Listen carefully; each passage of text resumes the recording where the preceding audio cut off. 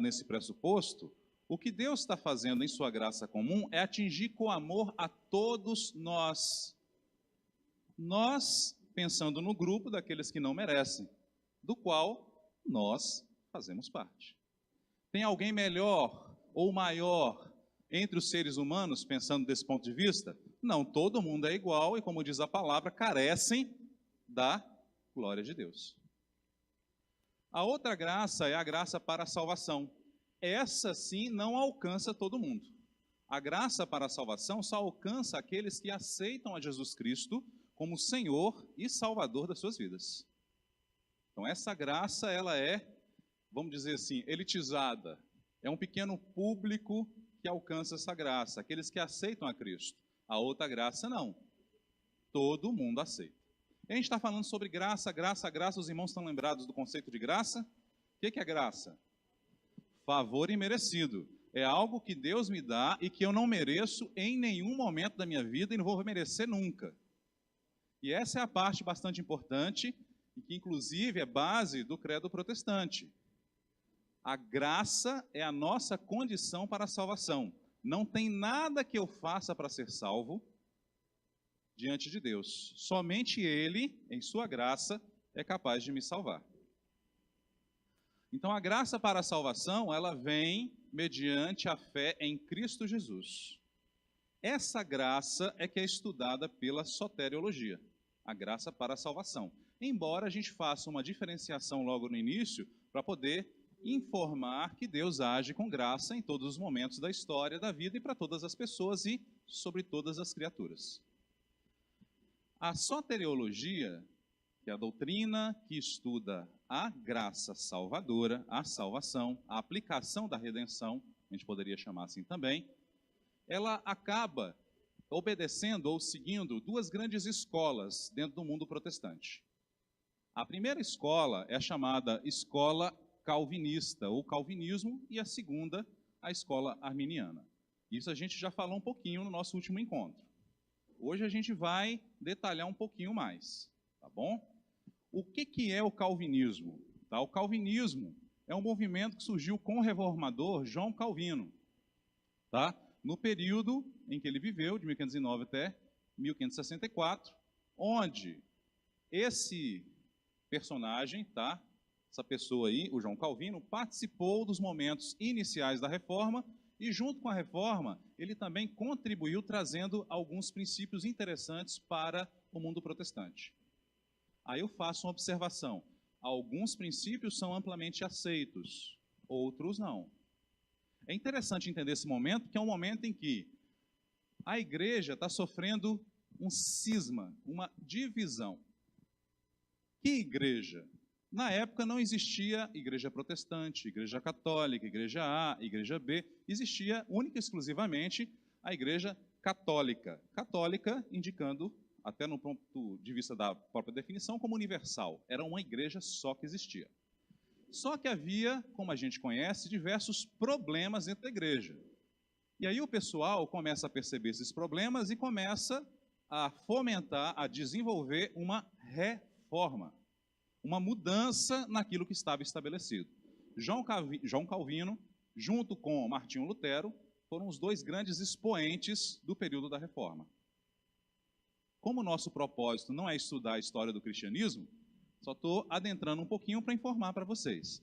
Então, João Calvino foi um dos reformadores e trouxe, junto com a sua reforma, uma base de doutrinas, e uma das doutrinas é a respeito do calvinismo, da graça, que é uma graça que ela não é livremente aceita, mas que ela nos captura. E aí eu vou falar um pouquinho mais na frente. Jacobus Arminius veio no período logo após, até como uma reação ao movimento calvinista, porque João Calvino dizia o quê? Que a salvação não é para todos. A salvação é para alguns. Bom, aí até aí não tem nenhuma novidade. Por quê? Se é necessário aceitar a Jesus para ser salvo, então a salvação não é para todos, é para aqueles que aceitam a Cristo. Correto? Só que João Calvino foi além. Ele disse o seguinte: nós não temos condições por nós mesmos de escolher a Cristo, não. mas ele nos escolhe, nos elege, é o termo, antes da fundação do mundo e nos predestina para a salvação. Então a gente nem existia, a gente nem tinha feito nada na vida e ele já havia nos escolhido para a salvação. Do mesmo jeito que ele escolhe alguns, predestina alguns para a condenação eterna. Desse ponto de vista, a gente não tem muita escolha, porque Deus já escolheu alguns para a salvação e outros para a condenação. Dentro desse ponto de vista, a gente tem um princípio, que é inclusive muito discutido dentro da igreja protestante, a respeito da perda da salvação. A gente perde ou não a salvação? Por João Calvino, não perde, porque a pessoa ela foi capturada pela graça, através do chamado do Evangelho, a graça de forma irresistível atrai o crente e ele não consegue fugir dela. Então ele não perde a salvação. Aí a ideia da perseverança viria no arminianismo. Porque por João Calvino, eu nem preciso necessariamente ser perseverante, porque a graça persevera em mim. É o contrário. Então ela me atrai, ela me captura, ela me traz para Cristo e eu não consigo mais fugir dela. É a chamada de graça irresistível. Não consigo resistir. Tá? Já por Armínio, ele vem reagir a isso porque ele começa a pensar a respeito daquela questão do livre-arbítrio. Lembra que a gente conversou um pouquinho a respeito disso? Então, o livre-arbítrio é uma possibilidade que nós temos de escolher o nosso caminho até a gente aceitar a Cristo ou não. Depois que a gente aceita a Cristo, o que acontece com o livre-arbítrio? Acaba. O momento que a gente aceita a Cristo, a gente diz que a gente é servo e se coloca voluntariamente como servo. E aí Paulo vai dizer, não sou eu mais que vivo em mim, mas Cristo vive em mim. Só que, mesmo diante disso, ainda nós temos o poder de não sermos mais obedientes à servidão voluntária de Deus, escolher um caminho que não seja o caminho de Deus. É diferente de ter livre-arbítrio. Dura serviço. A gente pode escolher servir a Cristo, aceitar a Cristo ou não. Depois de aceitar a Cristo, a gente não chama isso de livre-arbítrio. Eu posso escolher não servir a Cristo? Posso. Mas a Bíblia não vai dar um nome de livre-arbítrio. A Bíblia vai dar um nome de... A gente costuma até mudar um pouquinho, né, por conta do calvinismo, tá? De perda da salvação ou cair da graça. Por quê? É diferente. Antes eu era livre e podia escolher dois caminhos. Agora eu sou servo e abro mão do único caminho que me conduz à salvação. Eu não tenho mais o direito necessariamente de escolha. Parece ser a mesma coisa.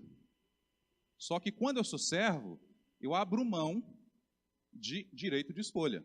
E quando eu falo para mim e para Deus, não quero mais servir a Jesus, eu não estou sendo uma pessoa que está escolhendo, mas eu estou abrindo mão do meu direito de ser servo.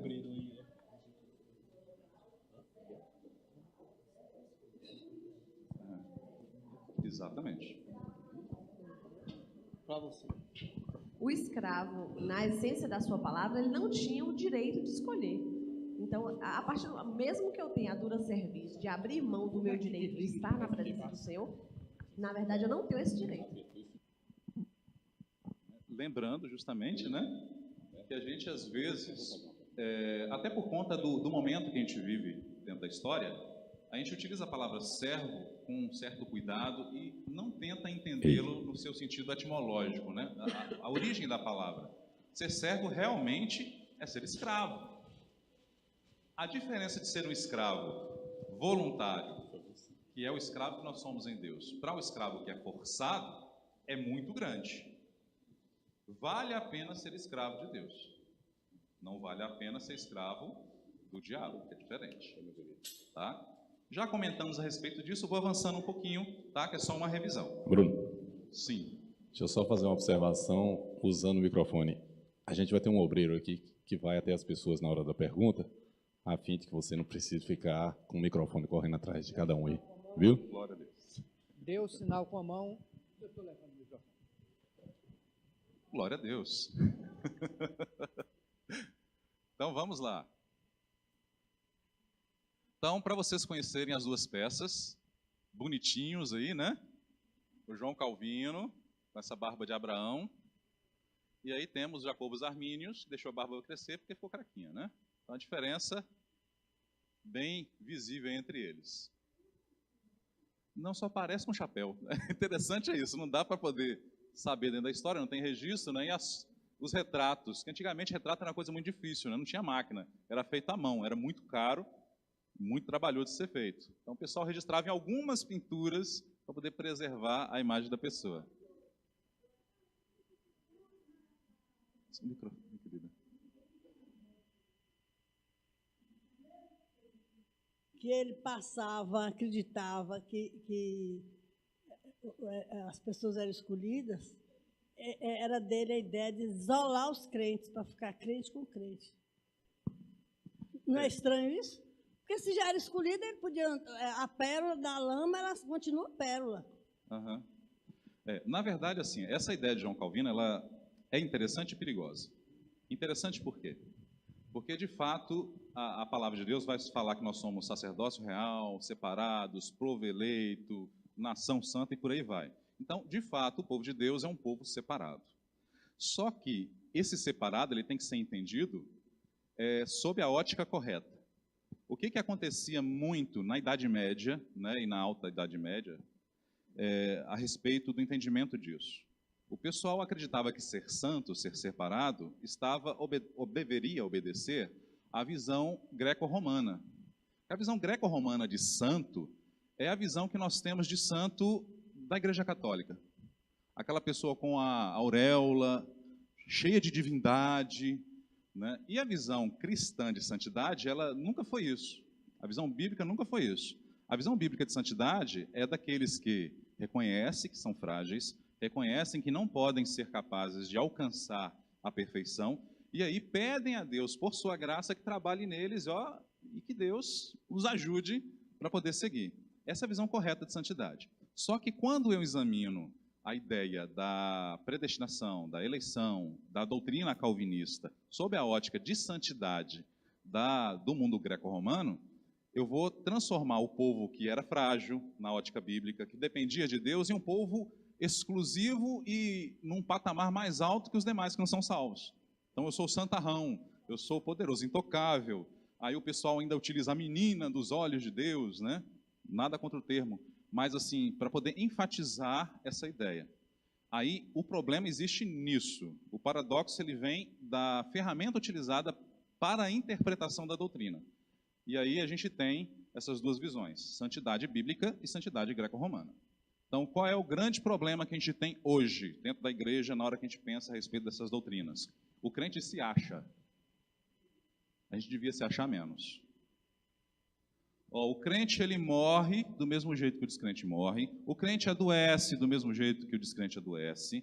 O crente vai no banheiro e lá não fica cheiroso do mesmo jeito que o descrente faz. E falha do mesmo jeito. Faz cada besteira terrível do mesmo jeito que o outro. Não faz. A diferença nossa qual é? A gente tem o Espírito.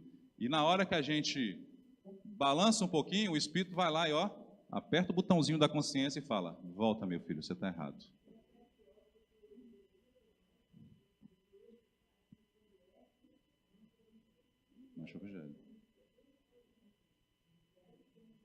Exatamente. Aí a gente tem, é crente, não é crente? Porque tem gente que tem aparência de crente, roupa de crente, maquiagem de crente, carrega a Bíblia debaixo do braço, mas obedece uma classificação de que Jesus colocou. São sepulcros caiados, lindo por fora e bonito por dentro.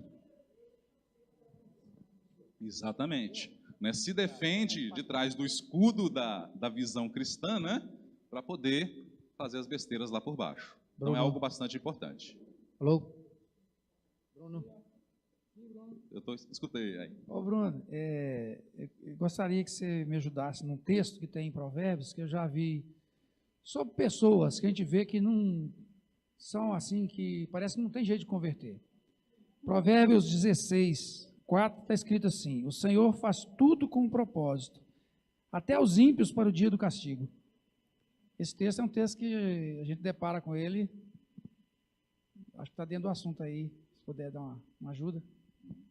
Bom, é um texto que é interessante e assim, como a gente está em Provérbios, Vou até aproveitar, né? Eu estava conversando com o pastor e propus ao pastor para a nossa próxima disciplina não ser Teologia Sistemática 5, que é a doutrina da igreja, eclesiologia. Eu pedi para a gente fazer uma rupturazinha e trabalhar com a técnica de interpretação, tá? A hermenêutica bíblica, que aí facilita a gente em alguns momentos como esse, por exemplo. Tá? Então, a próxima disciplina a gente vai estar trabalhando com interpretação bíblica. Tá? É bem interessante, é uma disciplina técnica, que mostra algumas técnicas de interpretação, mas a gente vai fazer várias práticas aqui, e a gente vai ver que alguns textos a gente entendia de forma ligeiramente diferente. Mas atendendo, irmão, é o seguinte, analisando o texto num contexto amplo, no livro de Provérbios, a gente tem dificuldade de interpretar esse texto, trazendo os princípios da interpretação. Por quê? O livro de Provérbios, ele é um livro que ele é todo recortado, né? O próprio nome diz, são provérbios, são pequenos pedaços. Então, Salomão, quando fez, ele registrou uma observação dele. Essa observação dele está relacionada com o destino dos ímpios e não aborda, né, na minha visão, examinando esse texto, sobre a escolha de quem ser ímpio ou não. Mas aquela classe de ímpios, aqueles que se associam àquela classe de ímpios, a classe já está determinada à condenação. E não as pessoas determinadas a ser ímpios, a serem ímpias. Então, a minha visão por esse texto é essa. A gente vai ter outros textos da Bíblia que a gente, na hora de interpretar, é diferente. A gente vai olhar para o texto, e vai ver assim, não, Deus realmente está falando que tem pessoas que foram condenadas a serem ímpias. São dificuldades, a gente chama de abismos hermenêuticos, dificuldade de interpretação. Mas, assim, esse específico, na minha visão, eu estou analisando como Deus determinando o grupo dos ímpios como condenados, e não as pessoas condenadas a serem ímpias. Aqueles que escolheram um caminho. Até porque, quando a gente vai analisar o livro de Provérbios, né, aí tentando consolidar o pensamento do autor, a gente percebe muito a determinação de dois caminhos, a possibilidade de escolha. Né? Honra teu pai e tua mãe, né? E aí vai outras coisas relacionadas a ser fiel com relação à esposa, fiel com relação ao dinheiro, fiel com relação ao patrão, e uma série de coisas. Ele delineia bem os conselhos a respeito de um bom e um mau caminho. Né? Então, a percepção no livro é essa. Embora, examinando o contexto, a gente não consiga extrair tanta informação, mas examinando o autor e aquilo que ele escreve, aí sim, a gente consegue perceber. Tá? Espero que tenha respondido. Bom, então vamos avançar um pouquinho, tá? Então, o calvinismo, ele surgiu da reforma e para nós hoje ele é conhecido como fé reformada. A gente não anda por aí e procura saber quais são as igrejas calvinistas que existem. Ninguém fala. Mas se você procurar na internet quais são as igrejas de fé reformada, você consegue encontrar com grande facilidade, tá? Igrejas com essa defesa. Então, o calvinismo determina ou estabelece que a pessoa ela não tem poder de escolher a salvação. Ela é atraída pela graça e uma vez salva, salva para sempre e ela não consegue fugir disso. Essa é a doutrina básica da fé reformada. Existe hoje no Brasil um movimento muito grande de migração da fé arminiana para a fé reformada. Você vai pegar em várias igrejas, principalmente nas capitais, né, que estão se agregando ao montante da fé reformada. Então, quando vocês ouvirem falar a respeito de fé reformada, é a respeito de calvinismo. Por que tem um nome bonito, fé reformada? Por que não botaram calvinismo? Porque é uma alusão à época da reforma. Só que na época da reforma não se tinha tão delineado essa ideia de calvinismo arminiano, até porque Armínio veio logo depois do princípio da reforma, depois que essas coisas foram construindo. Aí eles tentam falar que a reforma verdadeira é aquela reforma ancorada nos princípios de Calvino. Só que se esquece de falar que tinha Martinho Lutero e vários outros, né, Oliver Cromwell e vários outros reformadores aí. Bom, quais são os 5 pontos aí do calvinismo que são importantes? Esses aqui são muito importantes. Primeiro ponto, é só uma observação, acho que na apostila de vocês dá para poder observar os 5 de uma vez só. As 5 letras iniciais dos pontos formam o acrônimo, a sigla TULIP. Tá? TULIP. Então, o primeiro ponto é, total depravity, né? Depravação total. O homem na condição de pecador somente pode ser salvo se Deus assim o quiser. Então você percebe que você é pecador, você quer ser salvo. Você consegue? Por esse ponto, não. Só se Deus escolher te salvar.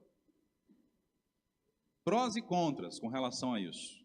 Um pró maravilhoso é que realmente a gente sabe que Deus que age. E se Deus agiu na minha vida para a salvação, Deus tem uma afinidade comigo, né? Tem alguma coisa que Ele tem comigo que é especial, Ele me escolheu. Contra. Eu acredito que pensar desse jeito, de forma calvinista, é perigoso, porque nos coloca numa posição de exclusividade e exclui quem está lá fora.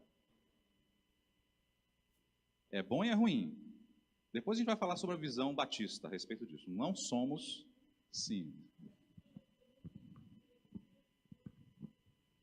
Não. Aí é que vem a interpretação da doutrina, né?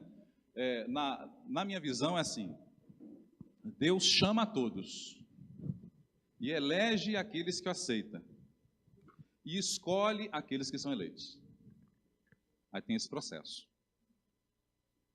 Essa é uma visão equilibrada, que não é nem tão arminiana, nem tão calvinista. É uma visão batista. Né? O batista é bem interessante, irmãos. Eu tenho certeza que vocês já ouviram falar por aí. Eu acho que talvez haja uma confusão porque a gente coloca tudo como sinônimo. Como se chamar, eleger e escolher fosse tudo escolher. Deus Não, escolhendo, não. fazendo acepção. Talvez por isso. A Aline foi precisa nisso daí. Realmente, o próprio calvinismo faz a diferença. Né? Ser chamado é quando a gente ouve a mensagem do Evangelho. O Evangelho nos toca. É chamado de, sendo redundante, né? Chamado universal do Evangelho. O chamado universal do Evangelho chega a todos dentro do calvinismo. Você ser escolhido é uma coisa que precede o chamado do Evangelho, na visão calvinista. Antes da fundação do mundo, Deus te escolheu, te determinou para ser salvo.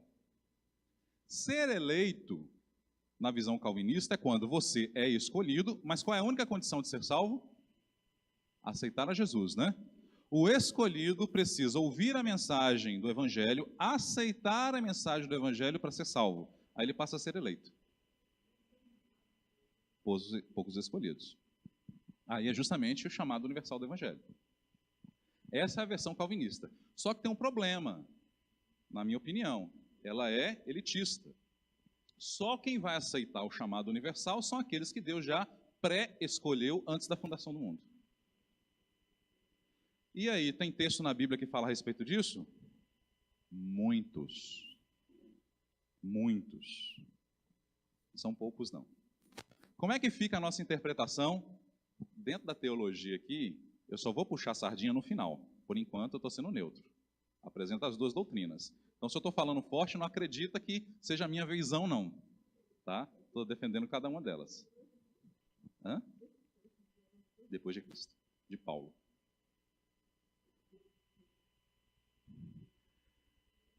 Eleição incondicional. Deus escolhe quem quer salvar. Já falamos a respeito disso. E escolhe também quem vai para o inferno. Expiação limitada. Deus não morreu na cruz para expiar ou salvar toda a humanidade, mas para salvar os escolhidos, os seus eleitos. Também tem texto a respeito disso. Inclusive tem um texto lá no início de João que vai falar: veio para o que eram seus, não é para todos. Inclusive ainda reforça, mas os seus não o receberam. É Israel. Né? A gente não está citando a respeito de igreja e Israel. A gente está falando a respeito dos eleitos. Os eleitos antes da fundação do mundo engloba todos aqueles que vieram depois da fundação do mundo. Então, tanto Israel quanto igreja está dentro. E por que eu posso colocar Israel? Na hora que a gente vai pegar a galeria da fé, que é apontada por Paulo, ele vai dizer a respeito daqueles que foram salvos. E salvos porque creram na promessa, mesmo sem a promessa existir. Aí eu faço uma observação, com uma pergunta para os irmãos. Sansão, lembram de Sansão? Aquele cara gente ruim lá da Bíblia, que gostava de todas as mulheres que apareciam na frente? Ele foi salvo ou não? Pela galeria da fé ele foi salvo. Por que ele foi salvo? Porque no último momento da vida dele, ele se lembrou e creu na promessa. Então acaba colocando todo mundo no mesmo pacote. A diferença de Israel para a igreja é que existem promessas diferentes. Quer ver uma promessa que é diferente? Eu vou lançar polêmica. Promessa de prosperidade. Há quem discorde, mas a gente pode pegar na Bíblia e estudar. Promessa de prosperidade para a igreja. Não há. A promessa de prosperidade registrada na Bíblia é para Israel e tem uma função muito importante. Israel precisava prosperar enquanto nação para deixar de ser uma tribo nômade no meio do deserto e passar a ser uma nação, para que em Israel se cumprisse a promessa do Redentor. Existe isso. Depois a gente adentra um pouquinho mais. Não quer dizer que Deus não cuide, não quer dizer que Deus não proveja, não quer dizer que Deus não nos abençoe, mas não existe promessa a ser reivindicada de prosperidade só para Israel. Sim, meu irmão. Cadê o microfone? Eu pedi ao meu irmão para... Vou pedir os irmãos para terem assim um pouquinho de paciência na hora de falar, é porque o áudio, o vídeo, né, ele vai para a internet. Aí para os irmãos que estão lá assistindo saber o que é que Bruno está respondendo, é importante ter a pergunta. E esse texto que fala sobre a semeadura no Novo Testamento? Sim. Que quanto mais você semear, mais você colherá. Se diz respeito à prosperidade ou não? Não. A chave interpretativa do Novo Testamento, e é bem importante a gente entender isso, ela está ancorada em um texto, que é um texto de Gênesis capítulo 3, verso 15, logo depois da queda. Eu costumo chamar de chave interpretativa da Bíblia. A promessa da descendência, que viria a descendência da mulher, que pisaria a cabeça da serpente, mas que a serpente morderia o seu calcanhar. Bom, mas o que tem a ver com o texto lá da semeadura? Ele tem tudo a ver porque, quando a gente observa a obra de Cristo é uma obra que veio romper com os paradigmas do Velho Testamento, da época antiga da história. A época antiga da história se acreditava que o comportamento bom, que a pessoa que era correta, era aquela que aparentava ser correta.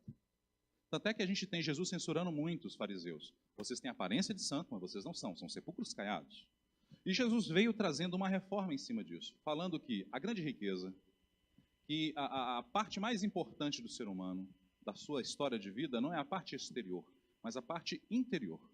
Então, quando a gente pega um texto desse, a gente deve interpretá-lo pela chave. Ele está propondo uma semeadura do ponto de vista interior, do ponto de vista de alma, de ser, e não do ponto de vista externo. Aí já rompe várias coisas. Então, na hora que a gente vai pegar os textos da semeadura, sobretudo a respeito da parábola do semeador, ele vai citar explicitamente na interpretação, quando Jesus vai explicar para os discípulos, dizendo que é a palavra que está sendo semeada.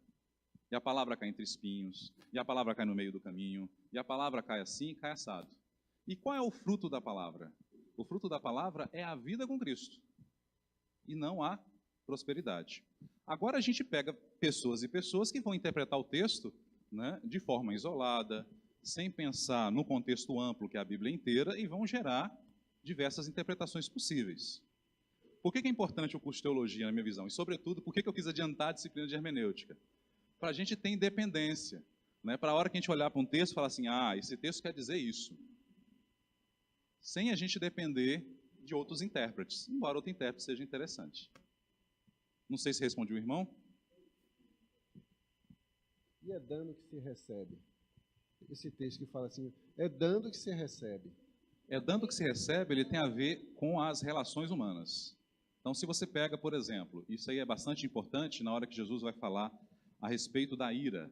Se você tem alguma coisa contra teu irmão, vai e corrige logo, para que ele não te coloque lá no meio do processo de justiça, e lá na justiça ele coloca você na cadeia e você fica lá muito tempo. Então, a ideia é de quê? De você estreitar os laços, melhorar a relação. Aquilo que você dá ao outro, você recebe de volta. Essa é uma lei básica da semeadura. Mas, assim, nas relações humanas. Por quê? Quando você lança uma palavra de bom grado para uma pessoa, essa pessoa vai receber essa palavra de bom grado e vai te devolver, talvez não de forma tão amistosa quanto esperado, mas não vai ser tão repulsiva, porque você já quebra o momento inicial da repulsão ali.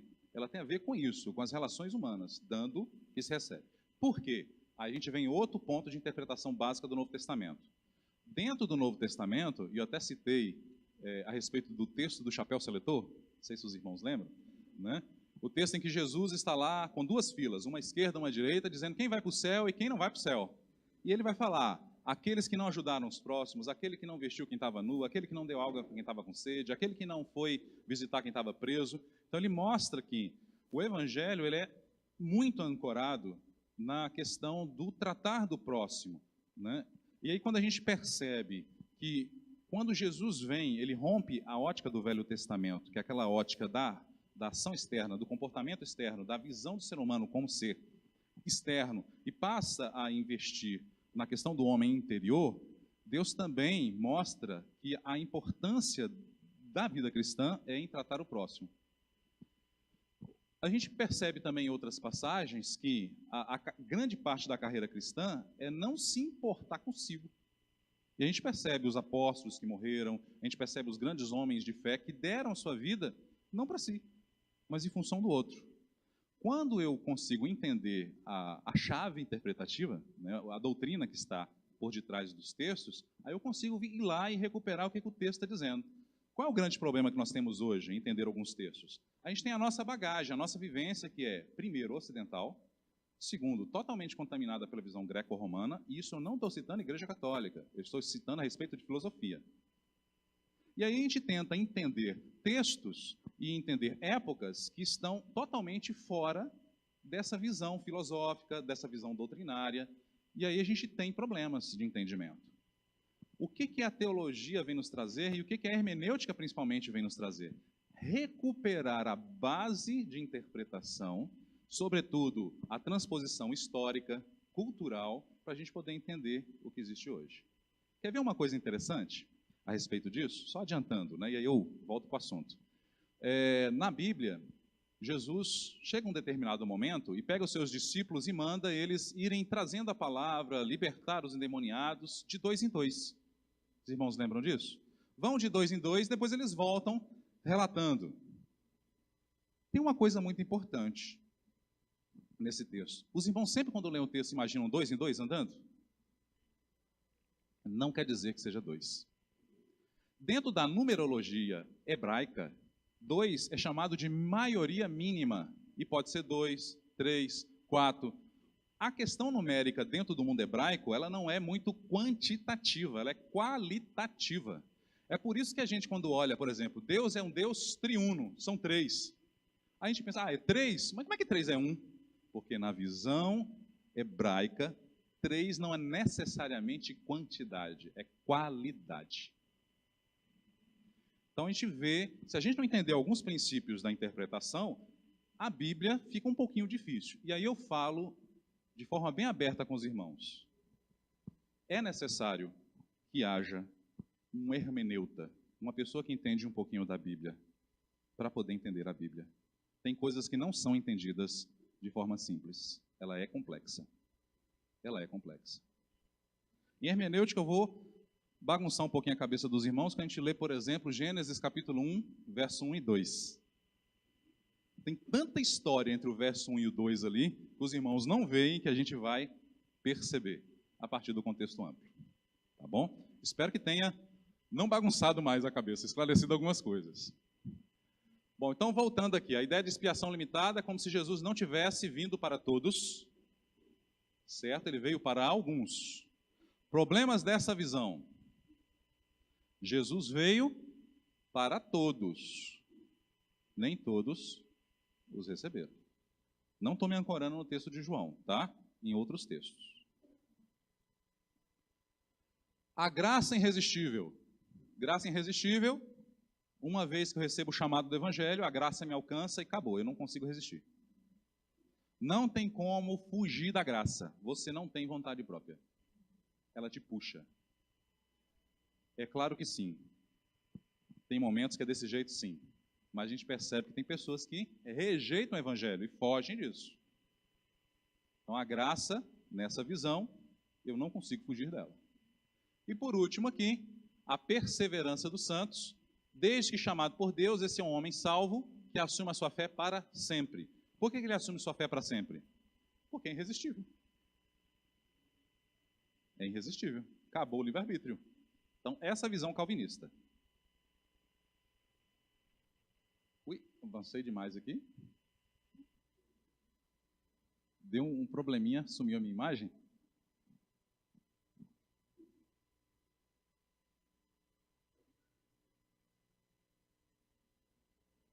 Bom, enquanto eu vou falando com os irmãos, a visão arminiana é um contrassenso ao calvinismo.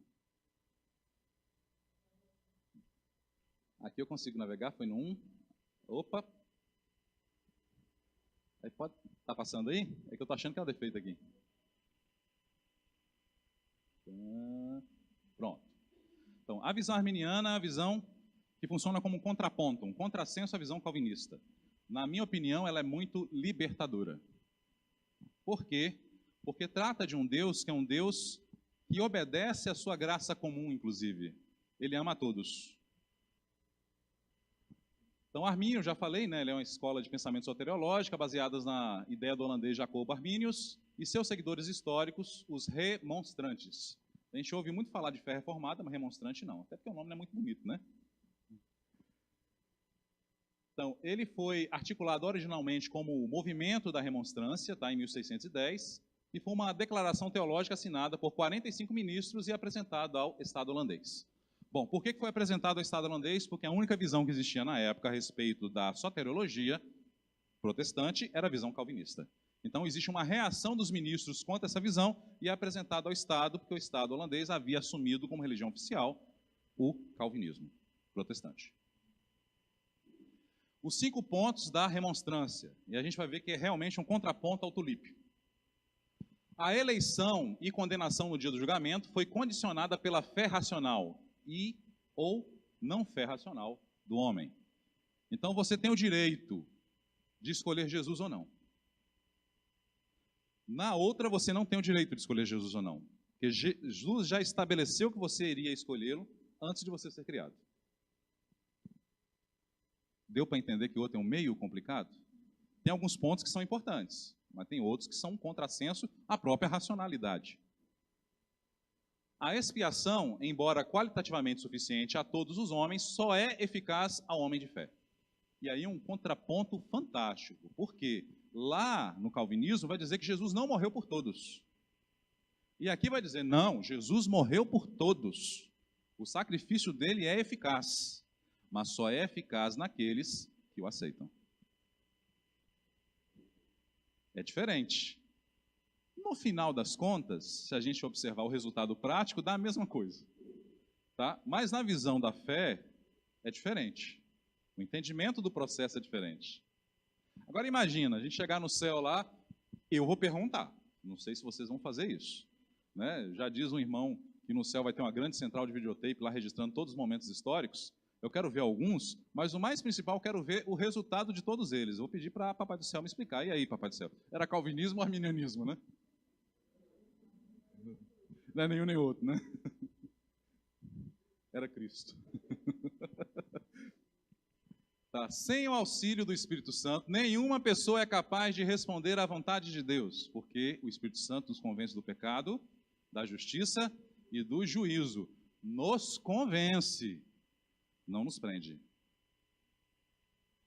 Na visão calvinista, ele te laça e você não consegue fugir do laço. Ah, mas são cordas de amor. Mas são cordas sem liberdade. Aqui não. O Espírito Santo te convence. Ah, se você quiser aceitar ou matar aquela voz do Espírito Santo falando com você, é outra história. Mas você tem essa possibilidade de escolha. E que é a minha visão.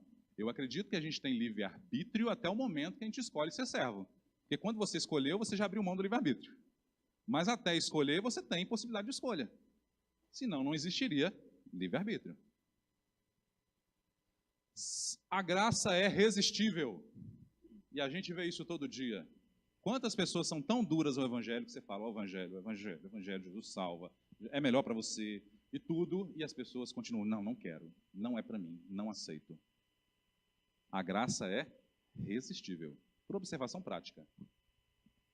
Aí o calvinista vai me dizer, mas aquele que está resistindo, ele não foi eleito.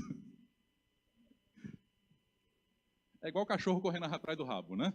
Não chega a lugar nenhum algumas definições.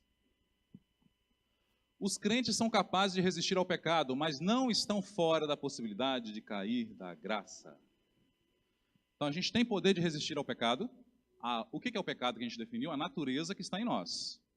Não é resistir à ação, porque a ação já foi consumada. Então não tem como eu resistir o que eu já fiz. Agora, a natureza que existe em mim, que me leva a pecar, essa eu posso resistir. Por quem? Através de quem? Do Espírito Santo.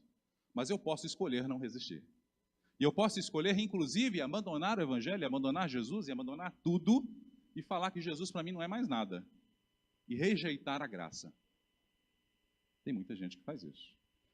Na visão arminiana, a pessoa caiu da graça, rejeitou o Evangelho. Na visão calvinista, aquela pessoa nunca foi salva. No final, o resultado prático é o mesmo, mas são duas visões do mesmo fenômeno. Ok? Aí eu vou pedir, meu irmão que está lá no Data Show, para trocar o slide, para ir para É só o finalzinho que eu preciso mostrar. O número 4. Bom, vendo essas duas visões, a gente começa a entender quais são as duas linhas principais de raciocínio e a gente cai dentro de um local onde a gente está. Qual é a nossa visão? A visão oficial da Igreja Batista é uma visão equilibrada. Os batistas, eles não são excêntricos. Isso é bastante importante. Dentro do mundo batista, se pretende abraçar tanto aqueles que acreditam no calvinismo, quanto aqueles que acreditam no arminianismo. Mas a visão soteriológica oficial, pelo manual da Convenção Batista Nacional, é uma visão equilibrada. E aí eu vou tentar trabalhar com os irmãos. Bem na frente aqui. Aí eu vou pedir ajuda dos universitários, porque tem muita coisa para ir para frente. Avançar até soteriologia batista, que aqui é muito lento. Aí passou, mas está ótimo, aqui dá para me voltar. São só 3 rápidos, tá? Bom, então a soteriologia batista, como é que nós funcionamos, né? Nessa visão aí. O artigo 3 do Manual Básico Batista Nacional, falando a respeito da salvação pela graça, apresenta aqui, abre aspas, texto recortado. A salvação não é o resultado dos méritos humanos, antes emana de propósito e iniciativa divina. Manual oficial da Convenção. Tá? O que está dizendo ali? O homem não se salva. Novidade para a gente? Só que ali foi feito de forma a ser ambíguo. Tanto cobre calvinismo, quanto cobre arminianismo. Veja bem ali, que se emana do propósito divino, então Deus pode ter o propósito de me salvar. Ou não. Ok? Também emana da iniciativa divina. A iniciativa divina pode ser interpretada como Jesus sendo enviado por Deus à Terra, sendo Ele o próprio Deus, ou a iniciativa dele me escolher antes da fundação do mundo. Então, na definição do manual, é algo naturalmente ambíguo com propósito. O enunciado, por sua superficialidade, pode atender aos dois sistemas soteriológicos, possui uma visão mais apegada ao arminianismo, mas sem considerar as benesses próprias oriundas da eleição e do chamado sob a ótica calvinista. Então, na minha opinião, esse texto, apesar de ambíguo, ele coloca a participação humana. De que forma? A salvação não é resultado de mérito. Resultado de mérito, mas envolve a participação humana. Emana do propósito e da iniciativa divina de salvar mediante a cruz, Jesus. Se a gente for perceber isso na ótica arminiana, Jesus veio para todos e tem aqueles que o aceitam. Na visão calvinista, Jesus não veio para todos. Fornece as duas possibilidades. No restante do texto, porque esse texto aqui é a declaração de fé dos batistas nacionais, né? Vai crescer muito. A gente começa a perceber que dentro do texto eles dão ênfase à visão arminiana sem desprezar o calvinismo. Por quê? Por que isso dentro da nossa herança? Os batistas, eles surgiram de um movimento histórico em que as duas vertentes participavam. Qual é a grande questão batista? Qual é a grande bandeira nossa, enquanto batistas? O que o batista fala que é importante? que o Batista coloca como importante? O Batista coloca como importante a participação democrática da igreja em todos os processos. Certo? Essa participação democrática, ela pode ser entendida de duas formas: a forma congregacional, chamada de governo congregacional, total, ou participativo, ou representativo, desculpa. Tá? O que é o total? Todo mundo manda em tudo. Essa é a visão do caos, na minha opinião. Então imagina, tudo que vai definir, todo mundo manda em tudo. Mas existe a visão que é a visão representativa. A gente tem líderes, tem pastores, tem pessoas que nos representam, tem pessoas que a gente pode recorrer e pedir ajuda e pedir para poder representar a gente em algum momento. Essa é a visão batista nacional. O batista tenta trabalhar com isso. Se ele tenta englobar todo mundo, ser democrático, até as ideias também ele tenta ser. Não aceitar tudo, mas dentro da soteriologia, ele tenta abarcar as duas coisas.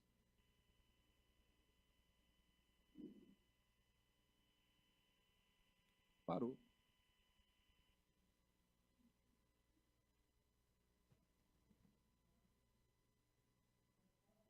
Ué, eu engoli um? É dois só.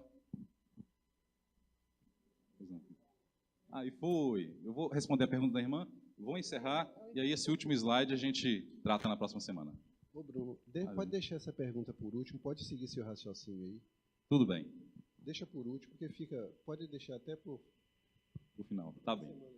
Então, a Convenção Batista Nacional apoiou-se no texto da CBB intitulado Princípio Batista. E aí a gente precisa entender, como é que o Batista começou no Brasil?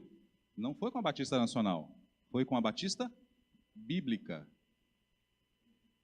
A Batista Bíblica, ela já tem uma visão muito mais fundamentalista, muito mais calvinista, vamos assim dizer, por conta da herança histórica americana.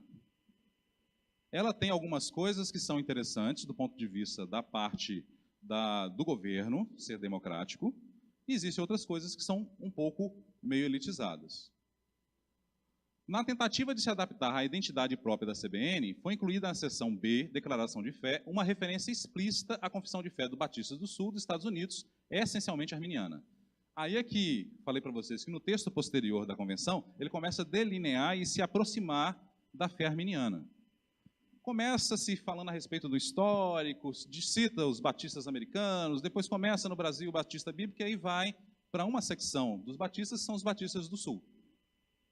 Os batistas do Sul, americanos, são essencialmente arminianos. Então, na defesa soteriológica do manual, cita-se a respeito disso. A dificuldade de situar a soteriologia batista pode elucidar a busca de um meio termo, que é justamente o que eu falei para os irmãos. A gente não puxa sardinha para lado nenhum.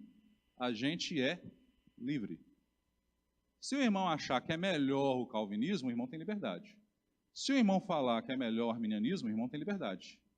Mas a gente aconselha logo, até pelo próprio manual. Vai para o arminianismo que o irmão corre o risco de não errar.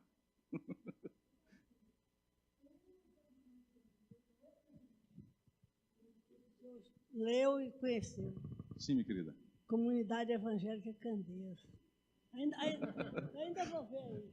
Amei a definição da irmã. Né? Aqui, assim, é importante, né? Quando a gente está citando, a gente está falando a respeito de teologia na forma laica. Né?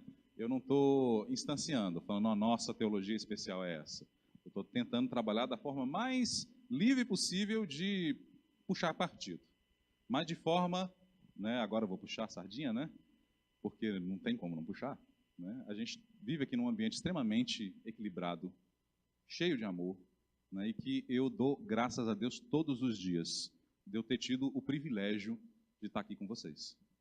Tá? Aqui realmente Deus trabalha com liberdade. Terminei? Então, terminei. Aí eu vou fechar e aí vou passar para o irmão fazer a pergunta para a gente poder encerrar. Temos só 2 minutinhos. Tá bom? Bom, a visão que eu quis passar para os irmãos do mundo batista, fui bem rapidinho, né? Que aqui a gente não tem tanto tempo. Lá no texto que eu passei para os irmãos, lá no ambiente virtual, os irmãos lembram do ambiente? Tem gente que tem entrado, mas a maioria não está indo lá visitar. Ó, os vídeos estão lá, tem material disponibilizado. É interessante os irmãos estarem participando. Então lá eu falo mais a respeito disso, e E eu vou, inclusive, colocar para os irmãos terem acesso, que às vezes lá no site da convenção fica um pouco escondido. Tá? Essa declaração de fé, tanto a de New Hampshire, quanto a dos Batistas do Sul, quanto também o manual da CBN, para que os irmãos tenham acesso para poder entender como é que isso funciona. Tá bom? Terminamos aqui a nossa disciplina de soteriologia. Né? Como eu havia falado com os irmãos, havia conversado com o pastor, da gente começar a hermenêutica, pastor, na semana que vem. Eu estou, assim, pensando em hermenêutica, até porque vai vir depois escatologia, né, eclesiologia, a gente precisa de algumas chaves, né, para poder entender. Então, na semana que vem, começamos hermenêutica. Tenho certeza que os irmãos vão se interessar pela disciplina e vão gostar. Meio difícil, né? Então, assim, eu falei um pouquinho no início, mas aí eu volto a falar que chegou mais gente. Hermenêutica vem de Hermes, que era um deus grego, que era um oráculo, que fazia a interpretação dos outros deuses gregos para os seres humanos. A origem da palavra é essa, vem de Hermes. Tá? Para a gente, hermenêutica bíblica é a ciência da interpretação. A gente vai funcionar como esse oráculo, como esse deus grego Hermes, traduzindo aquilo que Deus colocou na palavra para o nosso tempo, para a nossa época em que vivemos. Então, a ciência da interpretação. Tá? Eu sou apaixonado por hermenêutica, acho que deu para perceber, né? É super interessante e nos auxilia bastante em, principalmente, aquilo que falei com os irmãos, né? A gente caminhar com as nossas próprias pernas, a gente não ser, na definição ruim de Paulo, né, como meninos inconstantes. A gente ir para a palavra e sugar, mamar realmente, diretamente na palavra, e não cair no conto vigário de interpretações que são interpretações errôneas. Tá bom? Então, vou passar para a pergunta para o irmão e a gente encerra. Ô Bruno, então, eu não sei nem se é uma pergunta, mas talvez seja você me explicar uma colocação, já está no finalzinho. Pois não. É o seguinte, a gente observou aí essas duas visões, assim, elas são meio que taxativas. São. Se não for assim, vai ser assado. Mas tem a questão da fé. Uhum. A fé, ainda que você não veja. Então, vamos dizer assim, a questão da salvação. Ainda que você não veja a pessoa salva, a pessoa está lá praticando tudo que está condenável, mas tem alguém orando por ele ali e está crendo. Existe essa possibilidade de salvação ou ela já está escrita que aquela pessoa vai ou não? Você entendeu a pergunta? Entendi. Bom, esse determinismo soteriológico, né, de salvação, é uma visão calvinista. Enquanto há vida, há esperança na visão arminiana. Então, tem vida, é o último segundo de vida, ainda tem esperança. Na visão calvinista, não. Existe um determinismo da salvação. Só que aí cai em outro ponto também, né? Você tem a pessoa que está fazendo a coisa que não é correta e você tem um terceiro orando por essa função. Aí a gente pode também interpretar da seguinte forma: ninguém é salvo pela fé do outro. Você é salvo por sua própria fé.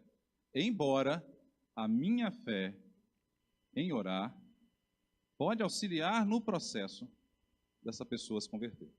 Por exemplo, você tem empecilhos, você tem dureza de coração, você tem uma série de coisas. A gente pode orar, e deve orar, e precisa continuar orando. Mas precisamos entender que a nossa oração é contribuição. A gente chama de fator interveniente. Ele interfere no processo, mas não determina o processo. Quem determina o processo é a pessoa com Deus. E o Espírito Santo convencendo os corações. Tá? Eu vou agora só encerrar falando.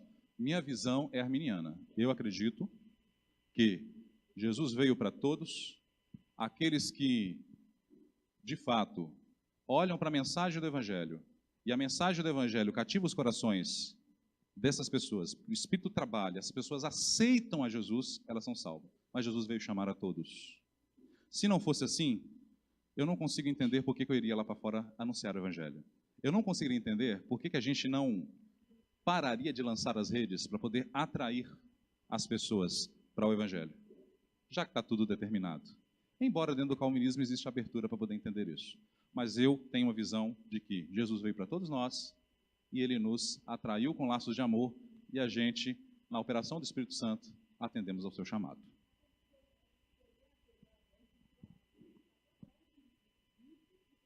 Evangelho a toda a criatura.